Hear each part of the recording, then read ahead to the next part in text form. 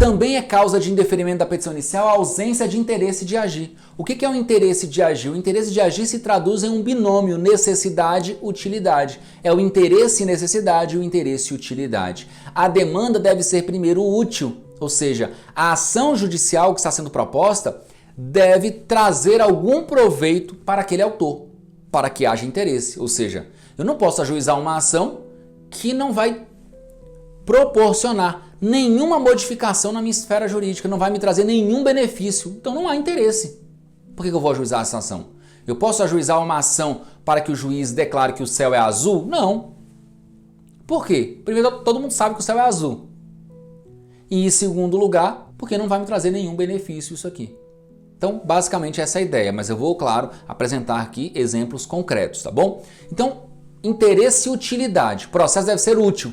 E interesse, necessidade. O processo deve ser necessário, ou seja, é como se o processo fosse a ação judicial, fosse aí a última ratio, a última trincheira para se obter o bem da vida. Eu só consigo obter o bem da vida por meio do processo judicial. Basicamente essa é a ideia. E, sobretudo, em relação ao interesse e necessidade, é importante compreender o seguinte: há certas demandas, há certas ações em relação às quais a jurisprudência exige o prévio requerimento administrativo. Para aqueles que atuam na área previdenciária, ocorre muito isso. E eu quero trabalhar com isso com vocês também. Então vejam, um exemplo de interesse e utilidade. Eu ajuizo uma ação de despejo, só que a pessoa, o locatário, já desocupou o imóvel. Eu ajuizo uma ação de despejo falando o seguinte: olha, eu venho requerer ação de despejo, eu celebrei um contrato de locação com o réu já desocupou o imóvel, inclusive eu já estou reformando o imóvel, mas eu ajuizo a ação de despejo porque eu também quero a cobrança dos valores atrasados, dos aluguéis atrasados.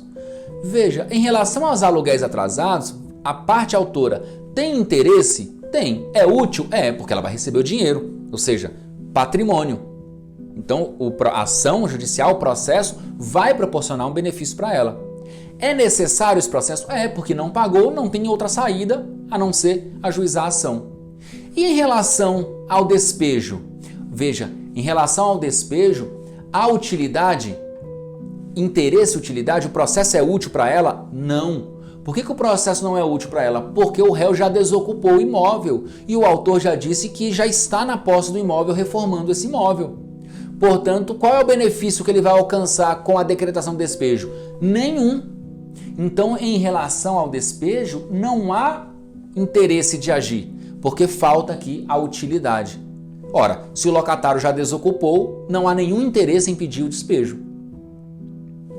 Legal? Fácil? Beleza.